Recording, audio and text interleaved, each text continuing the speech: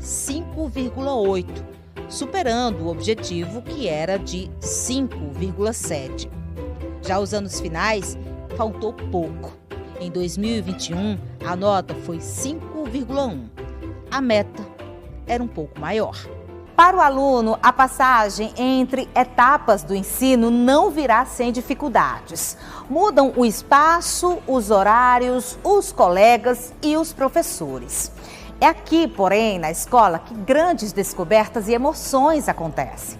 Quem não lembra, por exemplo, do nome da primeira amizade? A cópia do que estava escrito na lousa, a organização das atividades ou quando a gente usa o primeiro caderno grande, deixando de lado as folhas e descobrindo as linhas, a frente, o verso, os espaços. Coisas que a gente só aprende aqui, na escola, e não esquece nunca mais.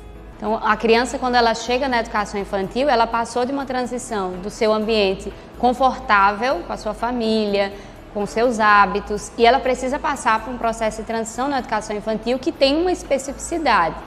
E aí depois ela passa para o ensino fundamental, os anos iniciais, que já vem sendo planejado, é um projeto pedagógico específico diferente da educação infantil. Quando eles saem do ensino infantil, da educação infantil, que preparou para a convivência no mundo, o ensino fundamental vem fundamentalizar aquilo. Então, é onde há a alfabetização.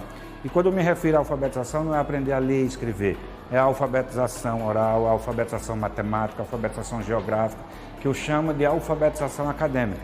É quando o aluno ele começa a ter contato com as disciplinas, que hoje chamamos de componente curricular. A transição do ensino fundamental 1 para o ensino fundamental 2 gera expectativa não só para as crianças. Os pais também acompanham esse processo. Um dos principais traços do ensino fundamental 2 é a variedade de professores. Ao contrário do que acontece nos anos iniciais, o aluno vai ter aulas com um só professor para cada disciplina, que entram e saem de sala de aula a cada toque do sinal, marcando o início e o fim das atividades.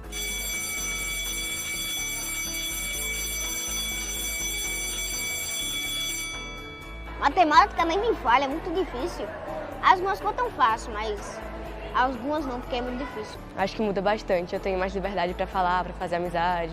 Tem muitas matérias agora, tem algumas matérias novas, então puxou muito mais ainda. Mas assim, eu tô tentando colocar tudo certinho, encaixar tudo no tempo.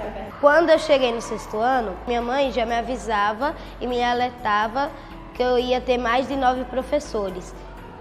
E que ia usar caneta e não ia só ficar no lápis, grafite. Me dificultou muito porque eu passei 5 anos que eu estudo, eu passei com lápis grafite. E eu errava muito, então eu tinha que usar muito corretivo e ficava feia a organização. Nessa fase também ocorrem transformações físicas e comportamentais, características da pré-adolescência, normalmente acompanhadas de muitos conflitos e de insegurança também. O próprio comportamento da indisciplina é uma característica dessa fase, né? E aí por que é uma característica dessa fase a indisciplina? Porque é uma fase de senso de inadequação. Então, eu não estou me sentindo seguro com esse novo movimento da minha vida, né? Eu não me sinto confortável. Então, chamar atenção através da indisciplina e as pesquisas vão apontar isso, pesquisas no campo específico da educação, apontam que é uma reação própria dessa criança. E aí o desinteresse também é um resultado daquela criança que às vezes não acha que não conseguiu acompanhar aquele novo ritmo.